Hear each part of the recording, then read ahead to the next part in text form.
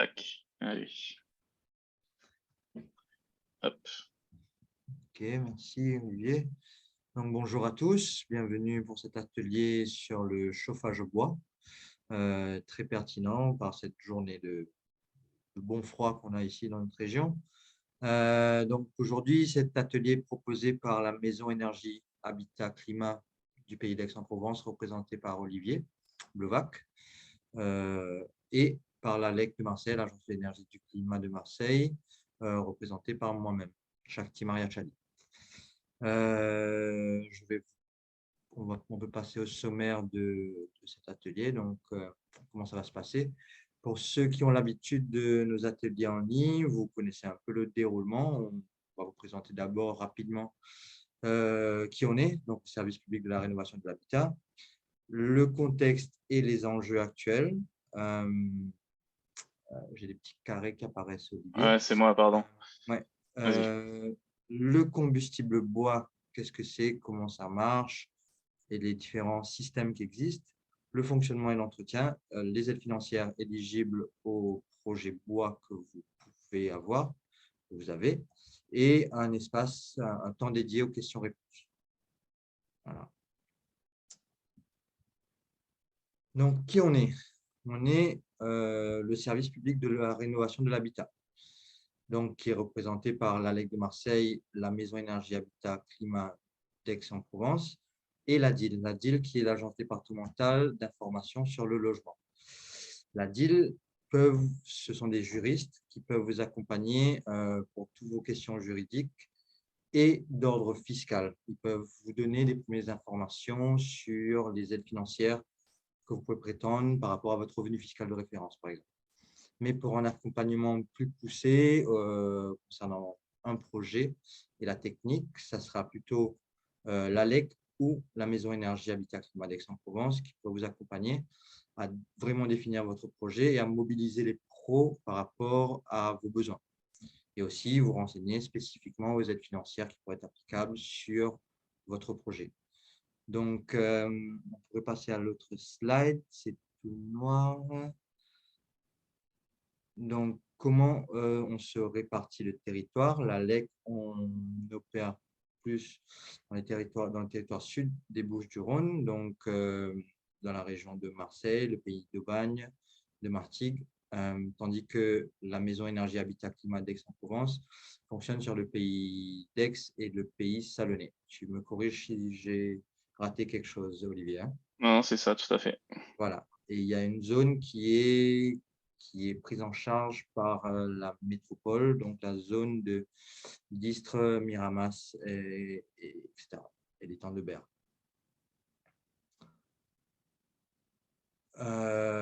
Pour nous joindre, un seul numéro, peu importe où vous êtes dans les Bouches-du-Rhône, ça sera à l'Eurénov Énergie.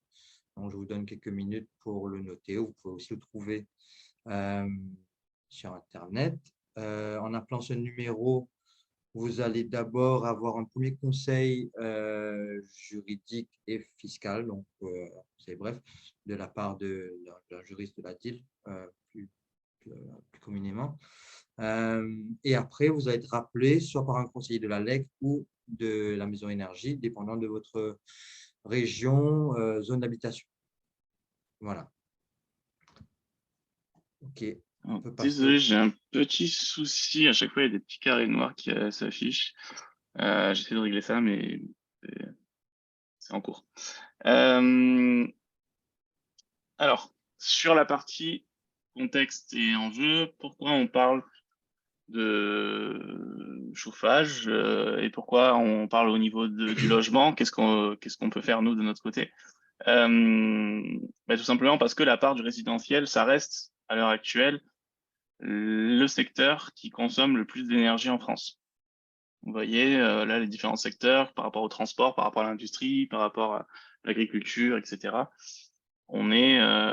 C'est toujours un peu constant, hein, même si, non, mais même pas de baisse, plutôt constant. On est autour des 40-45%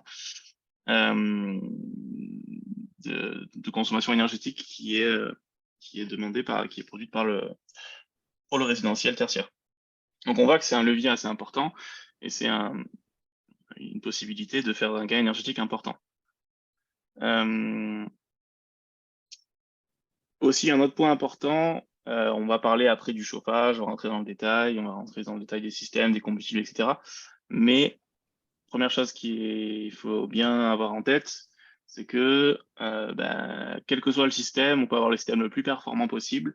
S'il est installé dans un logement pas du tout isolé, ce sera pas du tout intéressant. Première chose à faire, c'est vraiment prioritairement d'isoler son logement, de mettre, comme on peut le voir sur l'image, un manteau autour du logement, les parois qui donnent sur l'extérieur, les murs, la toiture, le plancher, les fenêtres, d'avoir le moins de pertes de chaleur possible pour après avoir un système de chauffage performant et adapté. Puisque, en fait, il faut bien comprendre aussi que pourquoi on chauffe un logement, c'est pour compenser les pertes. Si on n'avait aucune perte dans un logement, si on prend le cas d'un logement idéal avec une épaisseur infinie d'isolant, on n'aurait pas besoin de chauffage, puisqu'il n'y aurait aucune perte de chaleur et la chaleur resterait dans le logement, donc il n'y aurait pas besoin de renouveler cette chaleur-là. Donc c'est important de l'avoir en tête aussi que la première chose, c'est vraiment l'isolation avant de penser au système de chauffage. Je te laisse continuer. Je réponds juste à quelqu'un qui dit qu'il a du mal à rejoindre l'audio. Donc, en bas à gauche, vous avez un petit micro. À côté de ce petit micro, vous avez une petite flèche où vous pourrez rajuster les paramètres de votre micro. Voilà. C'est ça qu'il faut que je fasse. Hop, voilà, c'est bon, il n'y aura plus de carré noir, ça y est. Voilà, votre micro et votre haut-parleur. J'espère que j'ai pu résoudre ce problème. Hop, Donc, voilà. un petit glossaire pour faire le tour des termes qu'on va utiliser durant le cours de ce webinaire. Foyer fermé. Donc, qu'est-ce que c'est un foyer fermé? C'est un équipement de chauffage au bois qui a l'aspect d'une cheminée traditionnelle, mais pour lequel la combustion se fait dans une enceinte fermée. Donc, ça ressemble beaucoup à un foyer ouvert, mais avec une vitre souvent devant et la combustion se déroule dans un foyer fermé de métal, souvent de fonte de trois côtés. Granulé de bois pelé, voilà, qui était un peu un grand sujet de discussion dernièrement. Donc, un combustible en forme de bâtonnet issu du compactage des sciures et des déchets de la sylviculture. L'inertie thermique. Donc, qu'est-ce qu'est l'inertie thermique? C'est la capacité d'un matériau à accumuler de l'énergie et de la restituer dépendant du matériau avec un temps plus ou moins long. Donc, ça va être surtout par rapport aux caractéristiques du matériau. On pourra parler de ça un peu plus tout à l'heure. L'air primaire, l'air secondaire. Donc, l'air primaire alimente la base des flammes pour assurer la combustion du bois, tandis que l'air secondaire assure la combustion des gaz, donc des gaz issus de cette combustion première, de l'air primaire, pour avoir vraiment une combustion complète. Maintenant, on commence à parler aussi d'air tertiaire. Les plaquettes, donc ce sont les plaquettes. Les plaquettes sont des copeaux qui proviennent du broyage ou du déchiquetage de bois, souvent des bois de taille ou des plaquettes forestières, taille forestière. Le tirage, qu'est-ce que c'est? Donc, le tirage, c'est le mouvement ascensionnel des gaz chauds dans un conduit de cheminée, ce qui fait l'extraction des gaz de combustion. Et le turbo, c'est un élément mécanique, électrique, souvent un ventilateur chargé de forcer la circulation de l'air dans une chaudière ou dans un équipement de chauffage au bois. Il y aura d'autres termes, donc n'hésitez pas à poser des questions au fur et à mesure s'il y a des termes où vous avez des petites questions ou vous souhaitez avoir plus d'infos. Je passe la main à Olivier pour le bois. Ouais, alors je suis désolé pour les petits carrés, j'avais masqué, mais ça revient. J'ai mal paramétré le partage dès le départ et du coup, je ne vais pas pouvoir passer outre. Alors, combustible bois, qu'est-ce que c'est que le bois? Alors, le bois, c'est ça. Bon, je suppose que ça vous aide pas trop. C'était juste pour dire que c'est pas, on va pas rentrer dans le détail technique de qu'est-ce que le bois, quoi c'est composé, etc., les différentes essences. On n'a pas forcément le temps. Mais ce qu'on peut dire, c'est que le bois, c'est déjà une énergie renouvelable, puisque à l'échelle humaine, ou en tout cas, le bois va avoir, on peut le replanter, on peut faire repousser des arbres. et aussi fait un bilan CO2 qui est considéré comme neutre. Pourquoi considéré comme neutre? Eh bien, parce que en fait, on considère que, bon, effectivement, lorsqu'on brûle du bois, on émet du CO2. La combustion, forcément, ça émet du CO2, mais on considère que ce CO2, il a été absorbé au moment de la croissance de l'arbre, et donc, au final, c'est neutre. Alors ça, c'est pas moi qui le considère, hein, mais c'est les différentes normes, notamment au niveau des diagnostics de performance énergétique et voilà, des évaluations énergétiques, notamment celles qui permettent de calculer les DPE, hein, les diagnostics que vous avez pour la location, pour la vente. Dans ces diagnostics-là, le bilan énergétique du bois est à zéro, donc en tout cas, il est neutre en CO2, contrairement aux autres combustibles, notamment fossiles, où il y a un fort impact au niveau carbone. Donc voilà, c'est les deux principaux avantages, c'est la partie renouvelable et la partie impact sur l'environnement. Hop. Les ressources bois en France. Donc, les données qu'on a pu récolter qui montrent que la forêt s'accroît continuellement sur le territoire depuis 2 siècles. Donc, voilà, le graphique le montre très bien. 17 millions d'hectares en 2019, soit 31% du territoire national. Le volume de bois sur pied est à peu près de 2,8 milliards de mètres cubes. Toutes ces données peuvent être retrouvées sur le site de l'IGN, l'inventaire forestier. Je peux mettre le lien dans cette discussion, comme ça, si vous voulez aller un peu plus en profondeur sur le sujet, ben, vous avez la ressource à portée de main. Je vais le copier tout à l'heure. Donc, la ressource bois en PACA aussi, des données que j'ai récoltées sur le site de l'IGN et sur le site de l'OFME, qui est l'organisme régional chargé de la gestion des forêts en PACA. Donc, on a une superficie forestière importante, qui est illustrée là, 1,6 million d'hectares de forêt.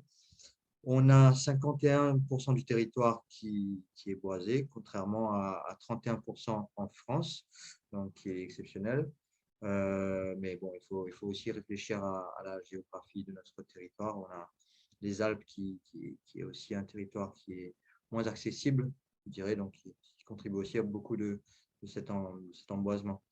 On a un peuplement peu diversifié, donc contenant un essence d'arbres. Voilà, je vous ai mis aussi la typologie des surfaces forestières qui existent. D'accord, on a beaucoup de résineux, comme on le constate de visu souvent autour de nous. Et voilà, comment est utilisée la ressource bois en PACA. Donc, on voit que voilà, il y a une grosse partie qui est utilisée pour le bois énergie. 452 000 mètres cubes. Ok. En ressources bois en France. Donc, comment c'est utilisé? En France, on a 17 millions d'hectares de forêt, 30% du territoire.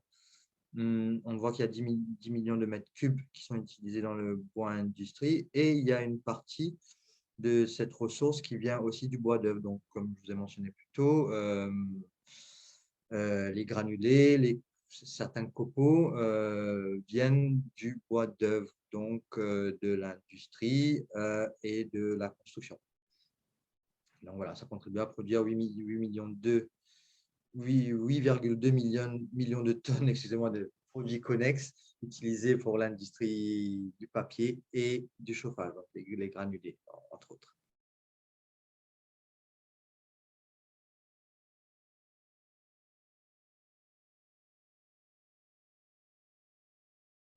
Ça, du coup, c'était donc sur les différents combustibles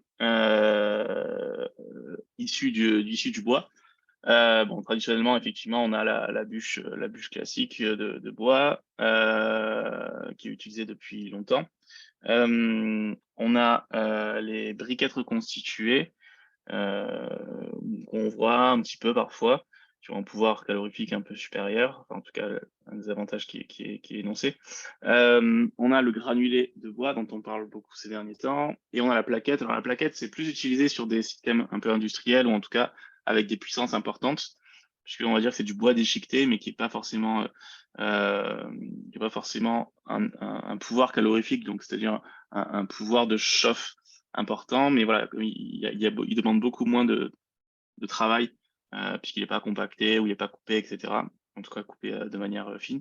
Voilà, c'est plutôt utilisé dans les communes ou voilà, pour les chaufferies un peu plus importantes qu'au niveau individuel. On voit les taux d'humidité maximum, donc bon, forcément,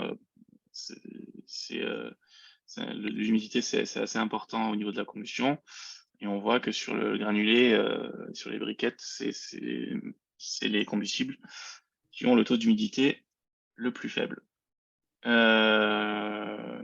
Les certifications, etc.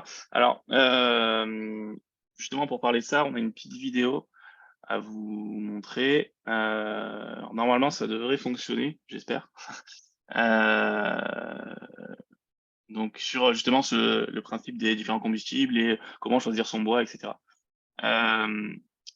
Alors, tac, tac.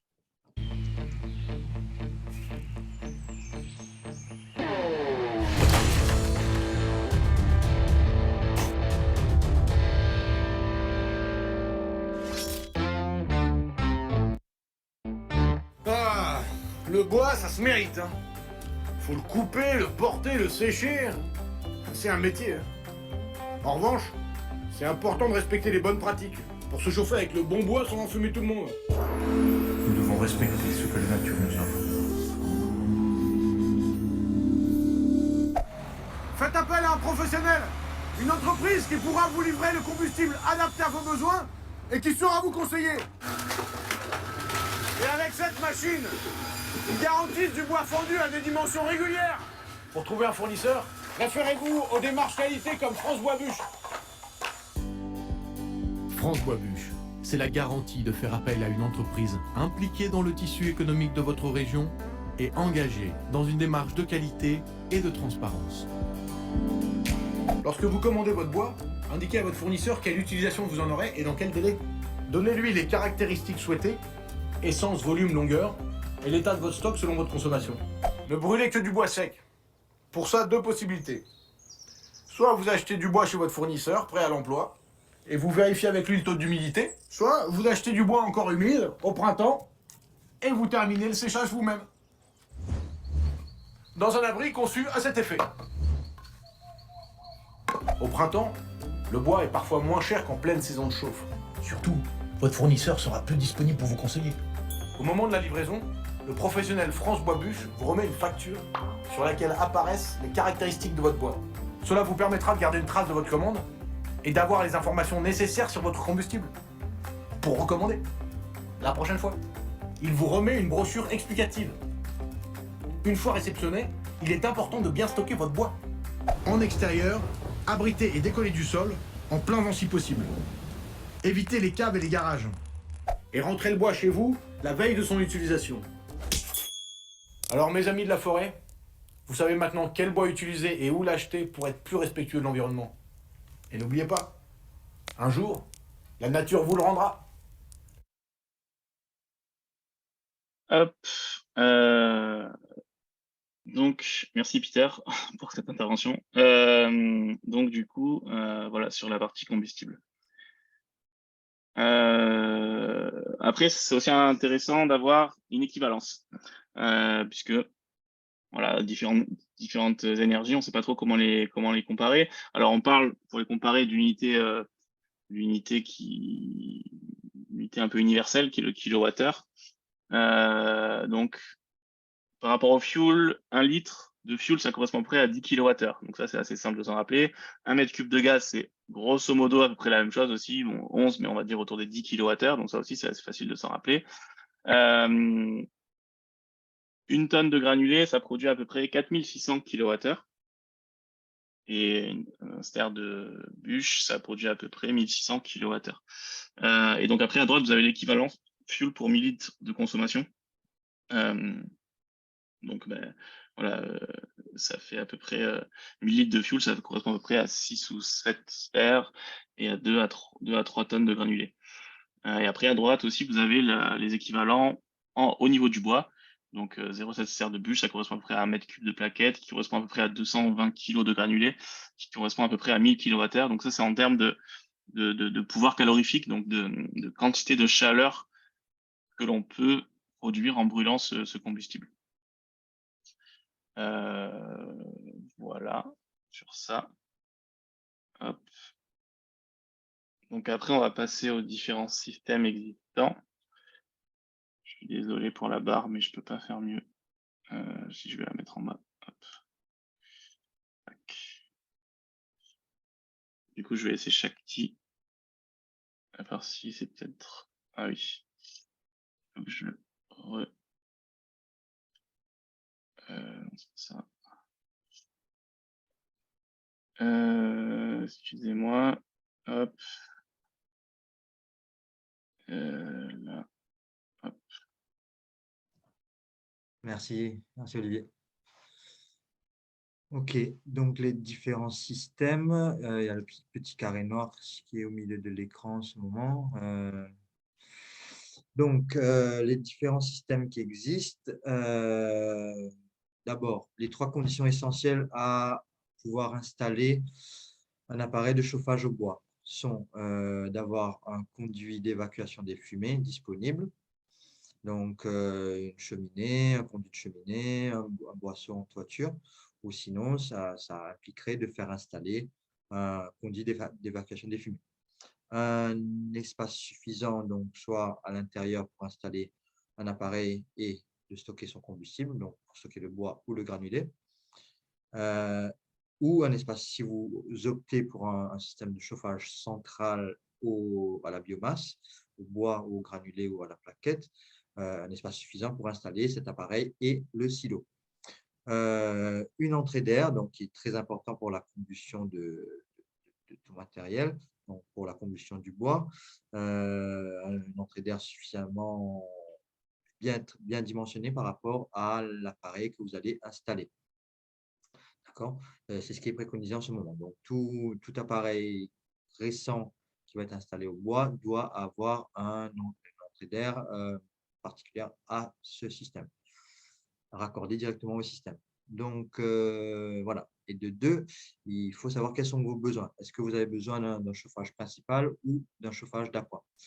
Si c'est un chauffage d'appoint, souvent un insert ou un foyer fermé ou même un poêle est considéré comme un chauffage d'appoint, même si certaines personnes peuvent chauffer toute leur maison avec ces systèmes. Donc, ces systèmes utilisent soit des bûches ou des briquettes reconstituées. Un poêle peut aussi utiliser du granulé comme carburant, comme biomasse.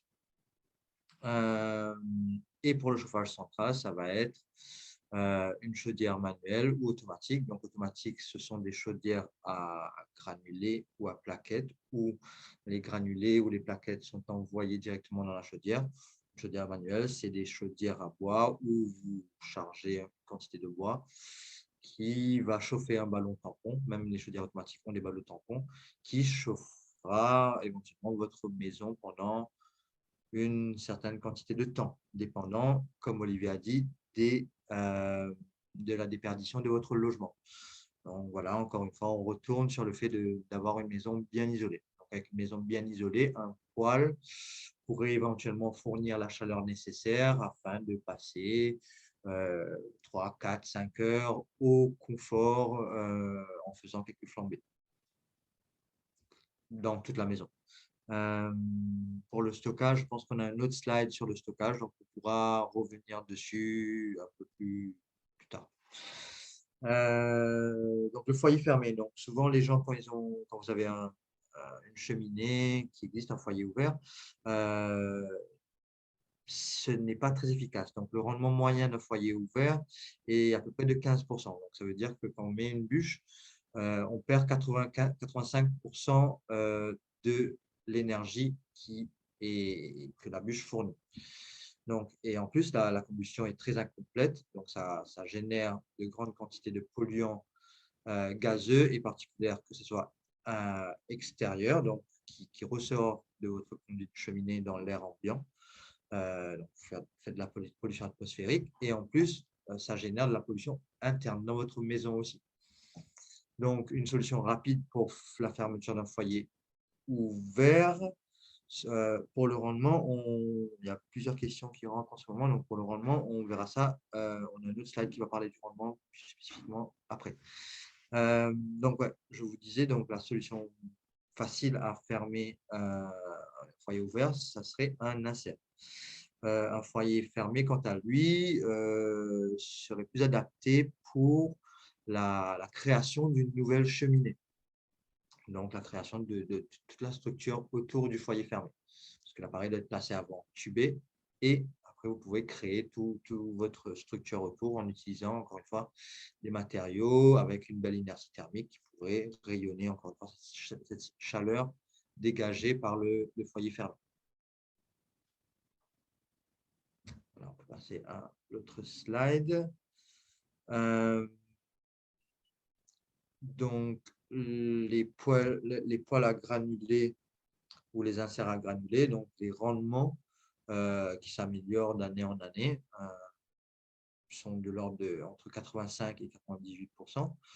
Le poêle à granulés, donc il y a vraiment un confort d'utilisation, le démarrage est automatique, l'appareil est programmable, tout comme l'alimentation en granulés. Donc, vous chargez une fois le silo, souvent c'est des silos de 15 à 18 à 20 kg, et l'appareil peut marcher dépendant de votre besoin de chauffage.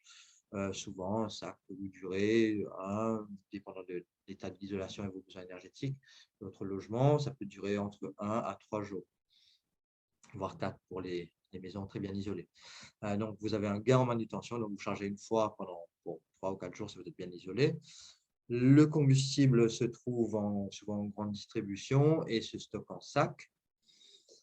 Et son rendement est meilleur que celui d'un poêle à bûche. Et vu qu'il a un système de ventilation forcé aussi par la ventilation, et une contrôle électronique à l'intérieur, son rendement est meilleur qu'un poêle à bûche. Les contraintes sont la manutention donc, des sacs de granulés, donc l'entretien, comme tout équipement de chauffage bois, nécessite un voire 2 entretiens annuels. Et le point de vigilance serait aussi le stockage du combustible. Pour cette année, j'aurais ajouté la variabilité du prix du granulé qu'on a observé un peu depuis le début d'année. Depuis début d'hiver, je dirais plus que début d'année. Voilà. On est un peu dépendant d'une industrie du granulé qui est lui aussi dépendant du coût de l'électricité et le coût des énergies. Le poêle à bois. Donc, le poêle à bois, on a un rendement jusqu'à à peu près 90%. Le poêle à bois, un équipement rustique, on va dire ça, même si dans sa conception, ça s'améliore avec les entrées d'air primaires, secondaires, voire tertiaires pour améliorer la combustion du bois et des gaz relâchés par la combustion du bois. Le poêle à bois ne nécessite pas d'alimentation électrique, donc l'allumage se fait manuellement et le chargement va se faire manuellement. Le combustible est bon marché et largement disponible. Les points de vigilance restent toujours la manutention du bois, donc il faut faire rentrer le bois. On va voir un peu une vidéo après sur, on a vu une vidéo sur comment choisir son bois, mais voilà, sur l'allumage et l'entretien du poêle. Le point de vigilance, ce serait aussi sur le séchage du combustible, d'avoir un bois bien sec pour bénéficier d'un maximum d'énergie du combustible. Et voilà, le point négatif un peu, c'est la faible autonomie. Donc, quelques heures d'autonomie du poêle. Donc, une fois le poêle va vite monter en température. Donc, si c'est un poêle en fonte, il va vite monter en température et va aussi vite redescendre en température après la flambée. Donc, l'alternative à ça, ce sont des poêles de masse, donc des poêles accumulation. Je pense que c'est aussi connu ici sous le nom de poêle alsacien ou de poêle norvégien. Ce sont des poêles qui ont beaucoup de masse, donc des briques réfractaires il y a des poêles qui se construisent aussi en argile qui pèsent très lourd, donc de 500 kg à plusieurs tonnes. Donc, pour l'installation de ce poêle, un point d'attention sur la solidité de votre plancher qui doit accueillir ce poêle. Donc, le poêle en lui-même, le cœur pour brûler les combustibles sont en fonte. La combustion restitue cette chaleur à cette masse thermique de 500 kg ou d'une tonne autour qui va restituer lentement cette chaleur. Donc, vous avez une autonomie de 8 à 24 heures à peu près pour le poêle de masse. Donc, vous avez une température de surface qui est basse, 80 degrés, peut-être un peu moins, dépendant de la flambée que vous avez faite. Donc, c'est adapté pour des petites surfaces.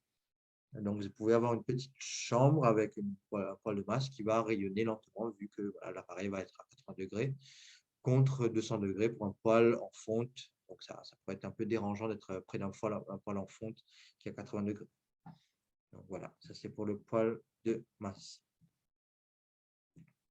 Par rapport à la chaudière, alors, les chaudières bois, ça existe, mais on a décidé de pas forcément en parler parce que c'est une solution un peu au niveau de la manutention et au niveau, c'est pas forcément une solution très utilisée. Par contre, la chaudière à granulés, c'est une solution qui est beaucoup utilisée, notamment avec aujourd'hui les différentes réglementations qui, moi, j'allais dire imposent, mais c'est pas exactement comme ça, mais en tout cas qui incitent fortement à remplacer ces anciennes chaudières sous les gaz par des systèmes plus performants, dont la chaudière granulée fait partie. Donc les points positifs, il y a effectivement un très bon rendement.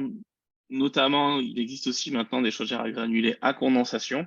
Donc c'est-à-dire qu'ils ont encore des meilleurs rendements puisqu'ils récupèrent un peu des pertes qu'on avait dans les fumées. Une alimentation qui est automatique, donc selon la distance entre la chaudière et le silo, on va avoir ça, une alimentation en vis sans fin si la distance est faible, soit une alimentation avec une aspiration si la distance est un peu plus grande, au-dessus de 3 mètres.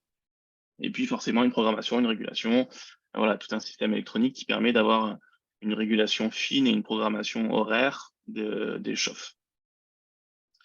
Alors le coût du combustible, j'ai mis entre les deux un peu, parce que si on avait fait cette présentation l'année dernière, on l'aurait mis dans les points positifs.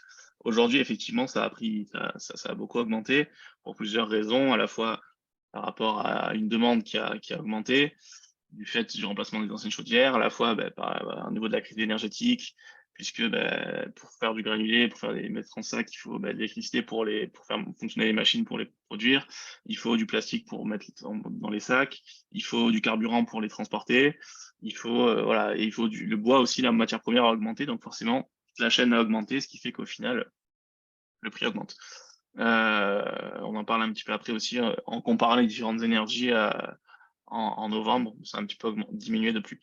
Les points de vigilance, c'est effectivement un investissement initial qui est assez important, même s'il y a des aides financières qui permettent de compenser un petit peu, mais c'est quand même un investissement initial important, notamment avec la chaudière, plus le silo, plus les différents aménagements que l'on doit faire. Et puis le stockage, en tout cas le volume de stockage important, ce qui n'est pas le cas notamment pour les pompes à chaleur si on compare à l'énergie, au système en tout cas qui est utilisé aussi pour remplacer les chaudières. Pour donner un ordre de grandeur, souvent 1000 litres de fuel, donc ce qui correspond à 10 000 kWh, on l'obtient à peu près avec 3 mètres cubes de granulés. Et voilà, les stockages, ça va être entre 1 et 10 mètres cubes selon ce que vous souhaitez. Ça, c'est bon. Et la question des anciens appareils versus les nouveaux appareils. Alors, effectivement, souvent, parfois, peut-être vous posez la question aussi, il y a eu des interdictions de chauffage bois à cause de la pollution de l'air. Donc voilà, c'est une grande question. Effectivement, la pollution de l'air, et certains peuvent se dire, mais pourquoi on encourage le bois alors que on émet des particules et dans certaines régions, ça amène des gros problèmes. savoir que, donc là, en se basant sur les avis de l'ADEME qui sortent des documents voilà, techniques sur différents sujets. Aujourd'hui, un appareil qui sort aujourd'hui, qui est flamme verte 5 ou 6 étoiles, il émet 10 fois moins de particules fines qu'un foyer fermé avant en 2002, pardon. Donc c'est quand même sans commune mesure. Et voilà, aujourd'hui, bon, certes, ça émet des particules, mais ça n'a rien à voir par rapport aux équipements anciens qui, effectivement, amenaient pas mal de particules et de pollution de l'air. Qu'est-ce qu'on peut dire de plus sur ça? Donc voilà, c'était surtout ce point-là que je voulais mettre en évidence. Sur au niveau des rendements, donc bon là, il y a des fourchettes qui sont un peu larges, mais effectivement, les inserts, les foyers fermés, bon, déjà, dans ce tableau, vous ne verrez pas les cheminées à foyer ouvert, puisque forcément, on ne considère pas ça comme des systèmes de chauffage performants, mais comme un appoint, un agrément. Les inserts foyers fermés, on est à peu près autour des 80% de rendement, avec une autonomie assez faible. Le poêle à granulés, on est un peu au-dessus avec une autonomie, effectivement, selon la taille de la trémie, entre 1 et 3 jours. Les poêles à accumulation, avec une autonomie un peu plus faible. Par contre, en chauffage central, donc tout ce qui est chaudière granulée, chaudière bûche, on est sur des rendements similaires au poêle, voire même un peu plus avec les chaudières à condensation, ce que je disais tout à l'heure, et avec une autonomie qui peut aller pour les chaudières granulées à 6 mois, voire 1 an, selon l'autonomie, selon la taille du silo qu'on va avoir. Et avec aussi des livraisons semblables à ce qu'on peut retrouver sur du fuel. Donc du coup, avec voilà, il faut les mêmes, les mêmes contraintes que sur le fuel. Donc il faut que le camion puisse passer, il faut que la distance soit suffisante, enfin, en tout cas, soit pas trop importante surtout. Mais c'est un peu les mêmes contraintes que pour la livraison du fuel.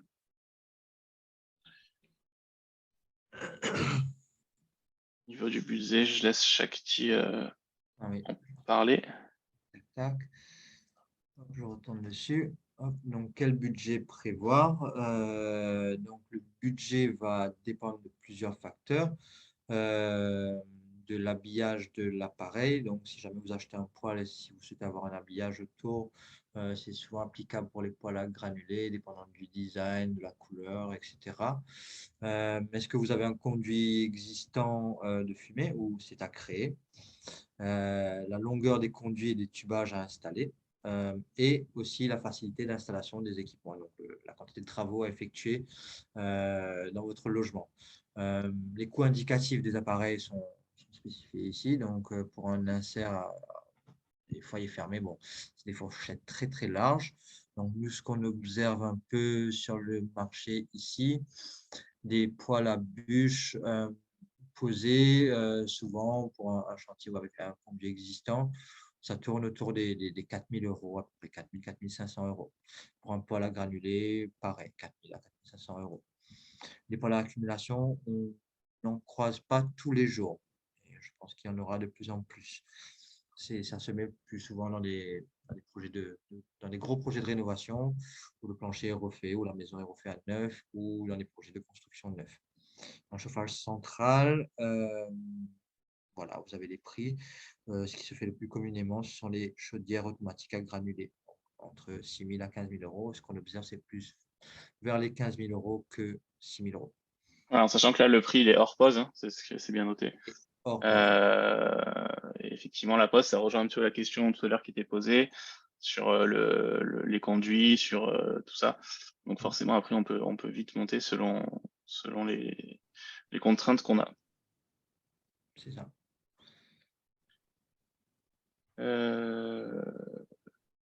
Donc ça c'est bon. Donc justement sur le cours de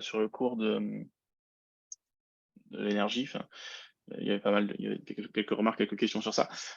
Donc ça c'est par rapport à, donc ça a été fait en novembre 2022. C'est nos collègues de l'AGENA, qui est une structure un peu plus dans le centre de la France, qui fait un petit Argus de l'énergie, qui prend les différents prix et qui le ramène en euros par kilowattheure. Donc voilà, qui prennent des hypothèses. Cet Argus-là, si on le regardait l'année dernière, Le granulé, donc là, le granulé, si on prend le granulé en vrac, il est autour des 16 centimes. L'année dernière, il était autour des 7 à 8 centimes. Donc il a, on va dire, plus que doublé. En tout cas, si on prend cet exemple-là. Donc effectivement, en novembre 2022, je pense que c'était quasiment le pic, parce que on commençait l'hiver, et c'est là qu'il y a eu beaucoup de demandes, les gens sont un peu précipités, donc forcément, s'il y a plus de demandes, le prix augmente. Mais voilà, donc ça restait au pic en 2022 à peu près au même prix que l'électricité et que le fuel, un peu moins cher, un peu plus cher, pardon, au niveau du granulé. Là, ça a déjà un petit peu diminué, mais je pense pas qu'on redescendra au niveau qui était enfin l'année dernière. Donc voilà, après, est-ce que ça va stabiliser à 10 centimes, à 12 centimes, à 14 centimes, voilà, ça c'est compliqué, je pourrais pas vous le dire. Mais a priori, ça devrait quand même baisser parce que les facteurs de la hausse vont normalement beaucoup moins impacter le prix du granier dans l'avenir. Voilà, par contre, le bois bûche est resté grosso modo au même prix, puisque il est beaucoup moins impacté par tout ce qui est. Il y a beaucoup moins de transformation, donc forcément on utilise beaucoup moins d'électricité pour le produire, et il n'y a pas d'emballage, il n'y a pas de choses comme ça, donc ça reste à peu près au même prix. On profite toujours lorsqu'on monte cet Argus-là pour parler du solaire, qui n'envoie toujours pas de facture aujourd'hui. Donc voilà, on est à peu près sur ces ordres de grandeur-là, mais c'est assez fluctuant, hein, comme vous l'avez vu, c'est un marché qui est assez, enfin marché, en tout cas, les prix sont assez volatiles en ce moment, et donc d'un mois sur l'autre, on peut voir des grosses fluctuations. Voilà. Alors, je vais laisser Shakti parler de ça. Donc voilà, comment choisir sa bûche, comment la reconnaître. Donc pour les bûches, le taux d'humidité maximale conseillé est de 23%. Au-delà de ces 23%, vous n'avez pas une combustion optimale et vous n'avez pas le rendement optimal des bûches. Pour les plaquettes, c'est 30% et 10% pour les granulés et les briquettes. Pour les granulés et les briquettes, c'est assuré par les normes EN+, et DIN+, et normes françaises. Donc, il devrait être à 10% d'humidité. Donc, retournons à la bûche. Comment bien choisir sa bûche? Il faut qu'elle soit déjà fendue. Des petites fissures sont toujours un bon signe d'un bon séchage. Et quand on tape dessus, donc elle doit être légère et elle doit résonner, donc que toute l'eau intérieure puisse s'évaporer. Et quand on l'allume, qui est des flammes bleues. Voilà, donc et aussi veiller qu'il y ait peu de moisissures et pas trop attaqué par les insectes, pour éviter d'emmener des insectes dans votre maison si vous avez une charpente en bois ou des poutres dans votre maison pour éviter d'emmener des insectes qui pourraient être xylophages dans votre logement. Passer à l'autre. Donc, comment stocker vos bûches? On a une question, donc pourquoi la bûche idéale doit être sans écorce pour éviter de brûler tout ce qui est champignons, moisissures ou même une écorce humide. Mais bon, l'écorce peut être utilisée pour l'allumage. Souvent, ça pourrait être, si c'est bien sec, vous pouvez le casser et l'utiliser comme bois d'allumage. Comment stocker son bois dans un abri couvert, idéalement décroché du sol, donc sur une palette ou sur une surface avec un système d'aération en dessous. Espace couvert, bien ventilé. Si vous pouvez fendre les bûches au préalable, ça va sécher plus rapidement. Sans les écorces aussi, ça va permettre que la bûche elle sèche en profondeur plus rapidement. Et respecter les conseils de votre vendeur et avoir un séchage de 18 mois minimum. je dirais même 2 ans pour un bois qui vient d'être coupé. Les granulés de bois doivent se stocker en intérieur, encore une fois décrochés du sol pour avoir un maximum d'aération, pour pas que ça en contact du sol ou avec des risques d'humidité par le dessous, des remontées capillaires, et dans un endroit à l'abri des intempéries, donc du vent, de la pluie et de l'humidité surtout. Voilà, donc espace de stockage intérieur ou cave, si c'est bien ventilé et protégé. Passer à l'autre slide. Pour allumer un feu sans le rater d'un coup. On va peut-être directement passer à la vidéo, non? Ouais, on va laisser l'expert. On va laisser Peter vous parler de ça. Tac, allez. Je vais juste mettre ça là. Hop. Voilà.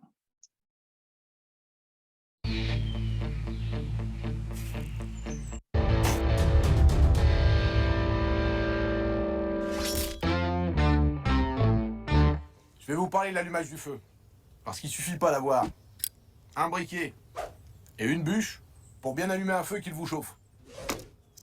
Alors je vais vous donner quelques astuces pour bien allumer un feu sans enfumer tout le monde. Tout d'abord, vous avez besoin de plusieurs ingrédients. Des allumes-feu, du bois d'allumage de différentes tailles et des bûches. Aujourd'hui, il existe des allumes-feu écologiques, comme des cubes de bois compressés ou de la laine de bois imbibée d'huile végétale. Après, vous devez choisir votre bois d'allumage. Il est constitué de petits morceaux de bois tendre, comme du saule, du bouleau ou des résineux, ou encore des fragments de bûches densifiées, du petit bois déchiqueté, de l'écorce ou même des pommes de pin. Il faut s'assurer que ce bois soit extra sec. Les bûches de feu sont des bûches de feuilles dures. Si possible, fendues en petites sections. Plus c'est petit, mieux c'est. Faites un tas avec les allumes-feu et le bois d'allumage, de façon à ce que les éléments ne soient pas trop serrés. L'air va être nécessaire à la combustion, il doit pouvoir circuler aisément. Par-dessus ce tas, positionnez les bûches. Il est possible d'ajouter les bûches dans un second temps, lorsque les premiers éléments ont commencé à constituer les braises et que la température du foyer est déjà élevée. Mettez le feu à l'allume-feu et refermez la porte tout en veillant à ce que les entrées d'air de votre appareil soient complètement ouvertes. Si besoin, ouvrez le tiroir à cendres pour augmenter le débit d'air le temps de l'allumage. Les entrées d'air pourront être progressivement refermées. Après au moins une demi-heure de flambée vive, si les braises sont importantes et les flammes intenses. Petite cerise sur le gâteau. Pour être encore plus respectueux de l'environnement, je vous propose un allumage par le haut. On va monter le tas à l'envers. Les bûches en dessous et le petit tas de bois d'allumage avec l'allume-feu au-dessus. On enflamme l'allume-feu et on laisse les flammes se répandre aux éléments inférieurs. Cette méthode est plus écologique que l'allumage classique. Et oui, on commence par chauffer le foyer avant de s'attaquer aux grosses bûches. Du coup, l'air se réchauffe et s'assèche pendant que le feu brûle le petit bois d'allumage. La température monte et quand les flammes arrivent aux bûches, elles sont prêtes à donner leur maximum. Les gaz qui s'échapperont du bois pourront également bien brûler grâce à la température élevée. Voilà, c'est simple, non? N'oubliez pas qu'un bon allumage est primordial pour éviter les émissions de polluants.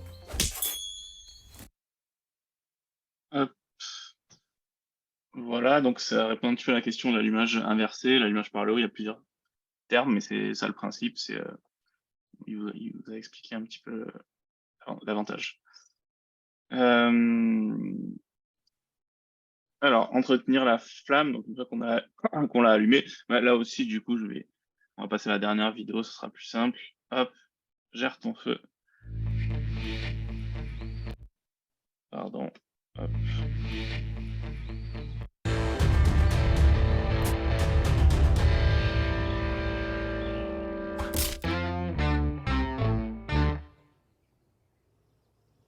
Hey, vous aimez la nature?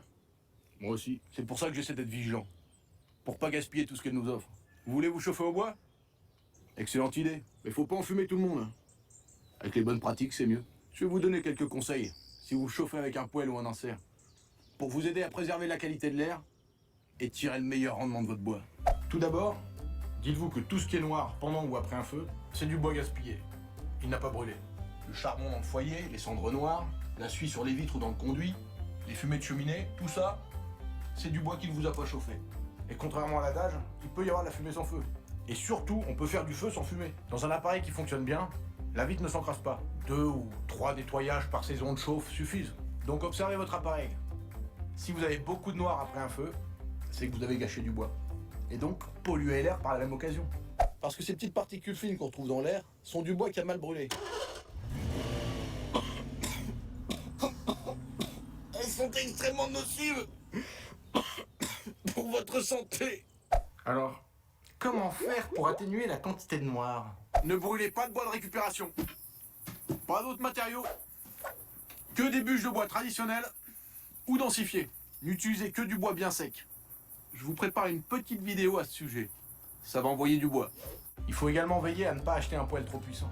Si on est gêné par la trop forte chaleur d'un poêle qui chauffe à plein régime, on va chercher à le faire tourner au ralenti. Cette pratique est très mauvaise pour l'encrassement du conduit. Donc, pour votre sécurité, votre porte-monnaie et surtout, la qualité de l'air que vous respirez. La solution pour éviter ça, c'est de faire fonctionner votre appareil à plein régime, en faisant des flambées vives, plutôt que de laisser votre poêle ou votre insert ronronner. Pourquoi rouler avec une voiture de course à 30 km/h? Et lorsqu'on a atteint la température souhaitée, on ouvre les entrées d'air et on laisse le feu s'éteindre. On en rallumera un quelques heures plus tard si nécessaire. Voilà. Tac. Donc, voilà, il y a tout qui a été un petit peu résumé sur ça. Peu de fumée, pas d'encrassement de la vitre, c'est les signes que la combustion se passe bien. Alors, tac. Donc, après, au niveau de l'entretien, donc il y a ce qu'on peut faire soi-même et ce qui est réservé aux professionnels. Ce qu'on peut faire soi-même, c'est vider fréquemment leur cendrier. En général, sur les poêles à granulés, il y a tellement peu de cendres que souvent, en fait, on l'oublie. Donc, il faut penser à pas l'oublier. Nettoyer la vitre. Bon, après, c'est des choses assez basiques, mais qui sont quand même importantes. Pour la chaudière, c'est pareil. Vider le magasin, donc au niveau des cendres.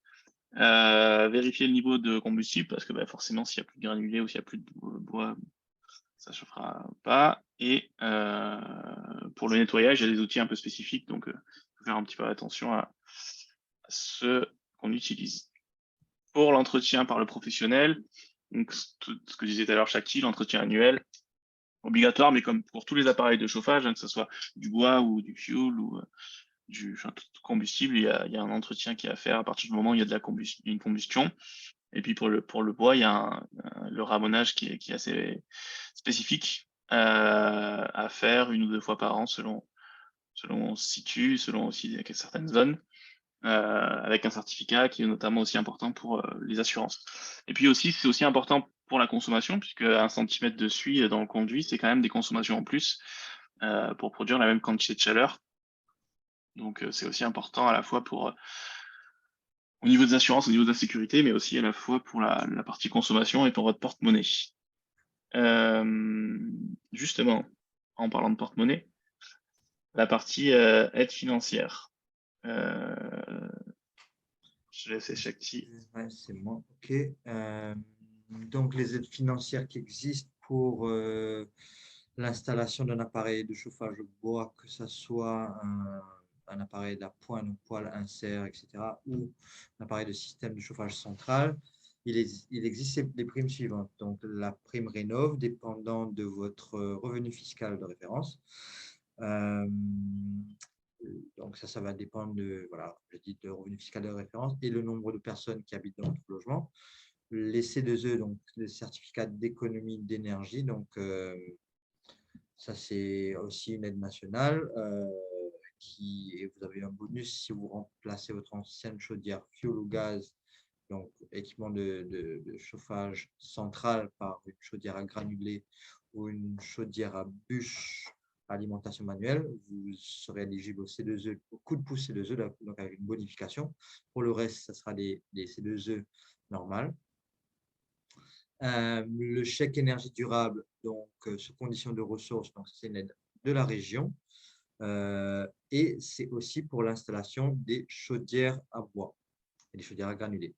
La primaire bois, quant à elle, elle est sans condition de ressources. C'est une aide départementale donc, du département des Bouches-du-Rhône et ça va être en remplacement d'un système qui date avant 2002. Donc, un ancien insert, un ancien poêle ou le fermeture d'un foyer ouvert. Il y a aussi une prime si vous souhaitez faire installer un filtre à particules sur votre conduit de cheminée. Vous pouvez aussi être éligible au prêt à taux zéro, donc jusqu'à 10 000 € pour installer un poêle à granulés ou un poêle à bois ou une chaudière à bois. Voilà, c'est de la part de votre banque. Voilà, donc le chèque énergie durable, c'est assez récent. Enfin, en fait, c'est une annonce qui a été faite il y a pas très longtemps et c'est valable. Enfin, vous pourrez faire les demandes à partir de 1er mars, mars. même si donc du coup, mais vous pouvez joindre des factures depuis septembre, donc il y a 6 mois. Donc là, si vous faites les travaux maintenant, vous y avez droit, mais vous pourrez faire les demandes qu'en mars. Donc ça, c'est une nouvelle aide qui existe sur le chauffage bois, mais c'est aussi sur d'autres types de travaux, sur quasiment, enfin tous les types de travaux, en tout cas la majorité. Après, il faut regarder parce qu'il y a des conditions de ressources à respecter, mais en tout cas, ça peut être un plus par rapport à certains travaux que vous envisagiez.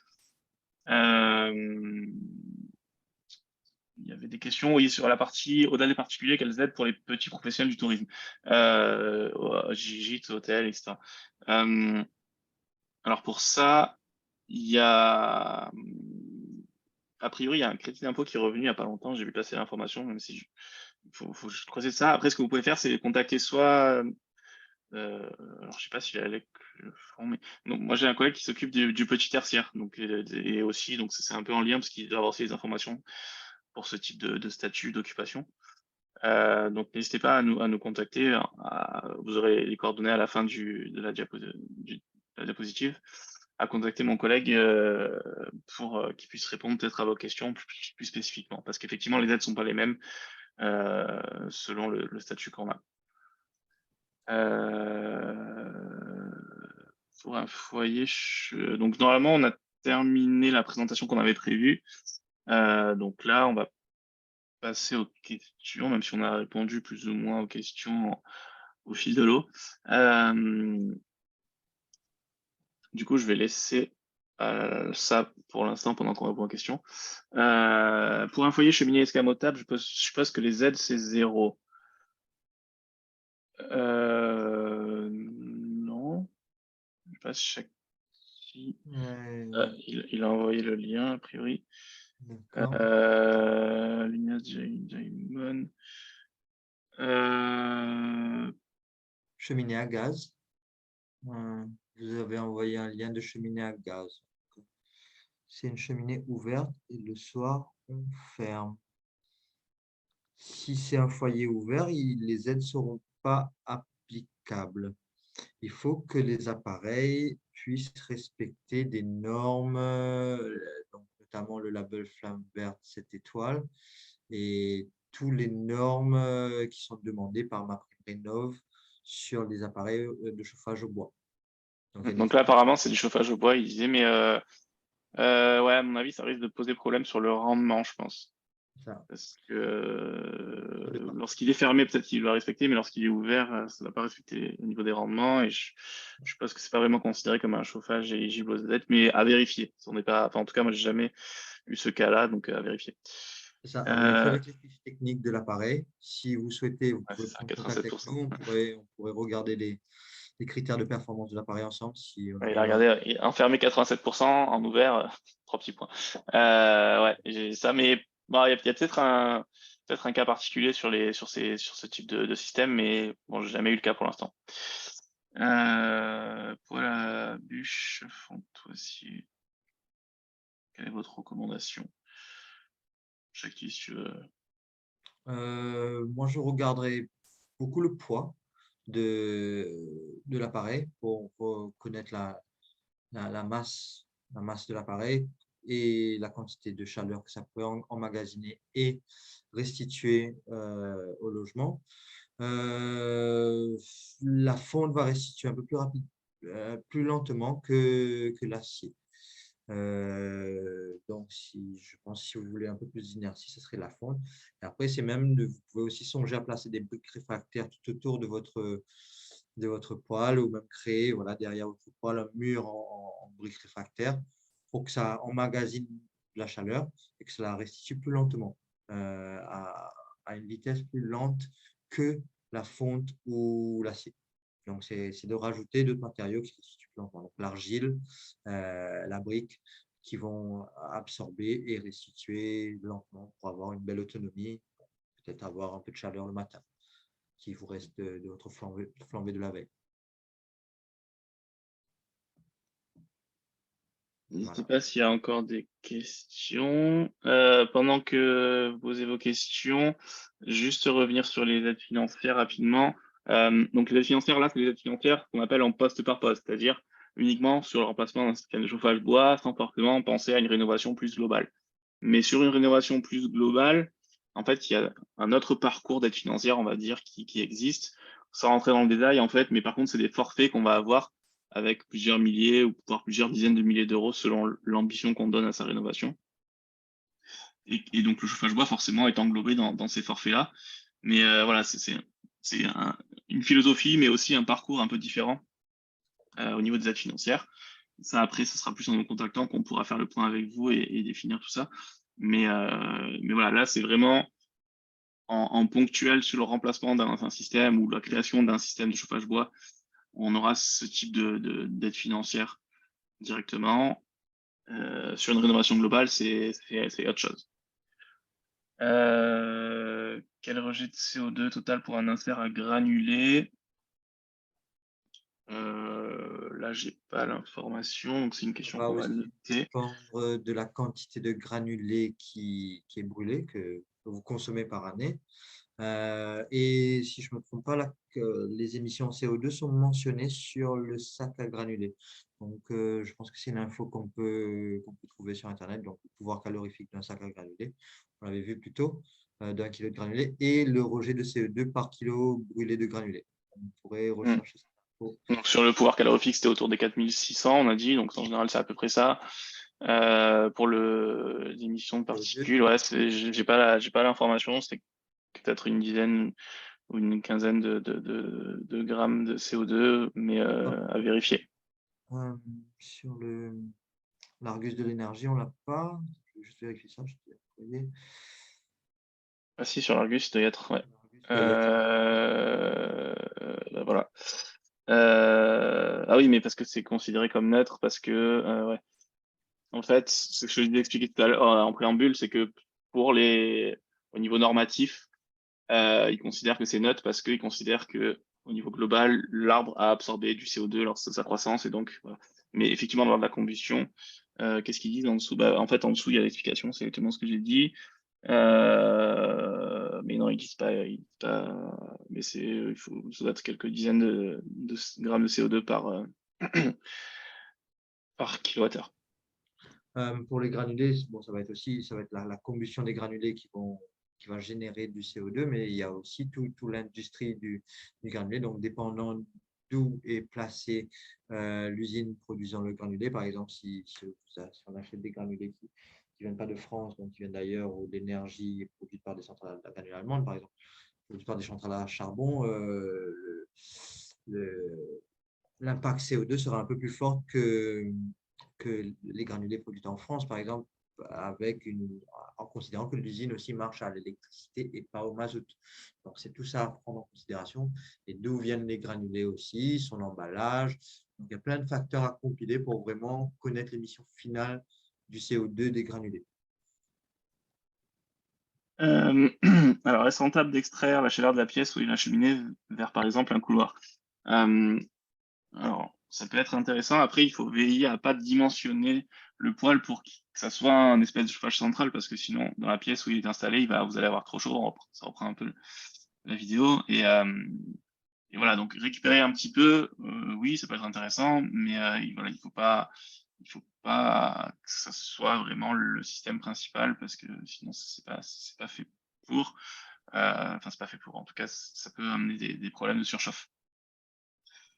À vous, un comparatif suivant les essences de bois. Là, sous la main, non, mais on peut rechercher ça et vous le transmettre dans le lien, dans le compte rendu. Attention aux pins qui encrassent les cheminées, oui. effectivement. D'ailleurs, on en a parlé, je pense, hein, chaque titre, tu en as parlé. Oui, Et selon les oui, essences, ouais. Ouais. Ce que j'ai aussi cru comprendre à l'utilisation, c'est que le pain, s'il est bien sec et mélangé à d'autres essences feuillues, peut bien s'utiliser aussi. Comme on est dans une région qui a beaucoup de pain, l'objectif, c'est d'avoir un bois très sec pour avoir le minimum de résine présent dans le bois. Donc, il ne faut pas qu'il y ait chauffe-brûler que ça, mais oui, ça peut. Voilà, en mélangeant avec des essences feuillues, ça se fait bien. Comment pulser l'air chaud du haut du plafond dans la pièce? Peut-être ça, tu veux répondre, Chakti? Oui, je pense qu'on parle du phénomène de stratification de l'air. Plus c'est l'air chaud du haut de la plafond, donc quand on chauffe, l'air chaud il a tendance à monter, à s'accumuler dans le haut de notre pièce. Donc souvent, si on a des hauts plafonds, donc au-dessus de 3 mètres, on dépense beaucoup d'énergie, que ce soit pour n'importe quel système de chauffage. Hein. Si c'est des radiateurs électriques, des radiateurs à eau, à gaz, etc. Ça chauffe de l'air chaud qui se stocke en haut de notre pièce. Donc on dépense beaucoup d'énergie pour chauffer tout le volume qui est inutilisé par l'humain. Donc, nous, on vit jusqu'à 2 mètres de hauteur. Donc, comment faire pour redescendre cette air? Il existe des appareils qui sont des petits ventilateurs spécifiques, ça s'appelle des déstratificateurs, qui peuvent se mettre au plus haut, souvent à l'intérieur, au pignon, pour faire redescendre l'air chaud qui s'est accumulé. Ce sont des appareils qui sont un peu coûteux. Donc, une alternative un peu plus low-tech, entre guillemets, serait de mettre des brasseurs d'air, donc des ventilateurs de plafond, qui peuvent vous servir en été et en hiver. Il existe des ventilateurs de plafond avec 2 modes, pour que les pales tournent dans un sens pour créer vraiment cette déstratification de l'air, ou dans l'autre sens pour créer des flux d'air pour vous rafraîchir l'été. Donc ça, c'est des petits appareils qui peuvent vous installer, qui peuvent vous servir été comme hiver. Voilà. La stratification, donc c'est bon à garder en tête. Plus on a les plafonds hauts, plus on chauffe le haut avec notre système de chauffage, n'importe que ce soit. Qu'est-ce que c'est Donc, l'objectif, c'est de, si vous voulez faire des économies, c'est de ramener cet air chaud vers le bas, donc déstratifier. Et des stratificateurs, c'est vraiment pas des ventilateurs classiques, hein, c'est vraiment des équipements spécifiques C'est qui ça. vont créer un flux vraiment centré, Avec enfin en tout cas ouais, d'un diamètre assez faible, mais avec un très gros, une espèce de, on peut dire un gros débit, même si c'est peut-être pas forcément le terme exact, mais en tout cas avec pas mal de flux qui va, voilà, ça va être important pour amener pas mal d'air chaud en bas. Problème de connexion, je peux le dévier, il n'y a pas de problème, ne vous inquiétez pas. De toute façon, vous pourrez, comme je disais, vous aurez le lien et vous pourrez revisionner ce que vous n'avez pas pu voir. Comment calculer la puissance d'un poêle à bois? Ça, je ne l'ai pas vu, cette question, mais peut-être il te l'a envoyé en Non, c'est privé. là, c'est en dernier. C'est récemment. Ok. Ok. Donc, c'est quoi, comment calculer la puissance, c'est ça? Voilà. Eh ben, c'est tout un métier. En fait, ça va dépendre de plusieurs points. Ça va dépendre du volume à chauffer. Ça va dépendre surtout du niveau d'isolation du logement. Puisque un logement qui n'est pas isolé, ça va demander beaucoup plus de chaleur qu'un logement qui l'est. Voilà. Après, donc ça, en général, c'est le métier des installateurs qui doivent faire un dimensionnement en fonction de tous ces critères-là. Et voilà, c'est un peu, il n'y a pas vraiment de, enfin, disons que les ratios qui peuvent exister, c'est tellement dépendant du niveau d'isolation, de l'orientation, des pièces, enfin voilà, donc Où est c'est un peu placé le compliqué. poêle? Ouais. Voilà, si la maison fait 100 mètres carrés et que le poêle est placé dans une pièce qui fait 30 mètres carrés, le poêle ne devrait pas être dimensionné pour une maison de 100 mètres carrés. Il devrait être dimensionné par rapport aux pièces et aux pièces sur lesquelles cette pièce est ouverte. Donc ça, c'est vraiment le travail d'un professionnel afin d'avoir un poêle correctement dimensionné. Et comme ça a été dit sur la vidéo, il vaut mieux sous-dimensionner un poêle qui carbure à pleine puissance pour retirer le maximum d'énergie d'une bûche et du poêle, et pour moins encrasser le poêle, le conduit et l'air extérieur. Et de ce même monsieur, il avait posé la question quel matériau utiliser derrière un poêle en lien avec la norme. c'est aussi les installateurs qui pourraient vous conseiller, mais il y a des matériaux spécifiques qui sont sur le DTU pour la pose d'équipements de chauffage au bois. Il y a une certaine distance à respecter par rapport aux des distances de sécurité à respecter, par rapport à qu'est-ce que vous avez comme mur, si c'est de la brique ou du bois ou du placo. Donc, ça va dépendre du matériau aussi. Donc, il y a des distances de sécurité. Donc, c'est aussi des professionnels qui peuvent vous répondre à toutes ces questions et dans une visite de votre logement. Y a-t-il des tarifs réglementés sur la pose des appareils de chauffe? Tu veux répondre à ça, Olivier? Ouais, alors en fait, j'ai plus je sais pas, j'ai plus les questions. Donc c'est quoi? Y a-t-il des tarifs réglementés? Non. Ouais, sur la pose des appareils de chauffe. Alors réglementé, non. Le prix est libre en France. Après, ce qu'on voit régulièrement, c'est ça va dépendre, mais On sur voit un aussi des toile. barèmes qui ont été fixés par MaPrimeRénov' par rapport au prix maximum des équipements euh, pour les primes, afin que les appareils soient éligibles aux aides financières. Il y a des barèmes qui ont été établis par MaPrimeRénov'. Je sais qu'il y avait ça pour les pompes à chaleur, etc. Mais en Mais termes de c'est pas vraiment sur la pose, du coup, c'est plutôt sur l'équipe, sur la l'équipement. globalité. Ouais. Voilà. Mais oui, il y a des barèmes qui ont été établis par MaPrimeRénov' pour pouvoir être éligible aux primes. Donc, les devis doivent respecter ces barèmes. Mais des tarifs réglementés, il n'y en a pas. Du coup, pour faire un peu la transition sur les dernières questions qu'il y a eu, justement, si vous voulez rencontrer des professionnels, rencontrer des conseillers, poser des questions, avoir des devis, etc. Le 18 mars, on organise un rendez-vous Réno, ce qu'on appelle, donc c'est un salon à l'hôtel du département à Marseille, en partenariat avec le département. Et voilà, donc on sera présent avec différents stands, des professionnels dans les différents types de travaux, le chauffage, etc. seront présents. On expliquera les aides financières. Enfin, il y aura tout un tas de professionnels et de particuliers à cet atelier-là, à ce salon-là, pardon. Des retours d'expérience, des conférences, il y aura des différents villages organisés avec je prépare, je choisis mes solutions, des différentes étapes en fait du parcours de rénovation, donc la préparation, le financement, la réalisation et qu'est-ce que je fais après. Donc n'hésitez pas à aller voir sur la page Facebook Rendez-vous Réno 2023 ou sur nos sites aussi, vous aurez quelques informations. Et n'hésitez pas à vous inscrire et à y participer puisque ça peut être assez intéressant à l'hôtel du département le 18 mars. Voilà. Et sachez aussi, en dehors de ce salon-là, qu'on peut vous aider sur l'analyse des devis, le choix des entreprises. Voilà, n'hésitez pas à nous consulter pour qu'on puisse vous transmettre des listes et pour qu'on puisse aussi vous aider à analyser les devis que vous avez et, sur les différents critères objectifs que l'on pourra trouver. Voilà, je pense que tu peux mettre le numéro de Allo Rénov Énergie, comme ça, les Ouais. gens, si vous avez des questions et que vous souhaitez parler de votre projet en spécifique, je sais qu'on n'a pas pu couvrir toutes les questions qui ont été posées. Si vous voulez qu'on vous réponde, voilà, par rapport à votre projet ou toute question que vous avez, vous pouvez appeler ce numéro et vous serez recontacté soit par un conseiller de l'ALEC ou de la Maison Énergie Habitat, dépendant de votre région d'habitation. Voilà, comme ça a été mentionné au début de la présentation. Si on a quelques petites questions encore, peut-être on peut prendre avant la fin. Donc, je pense que tu as répondu à est-ce que c'est rentable d'extraire la chaleur de la pièce ou de la cheminée vers un couloir Oui, ou ça vers j'ai une répondu. pièce?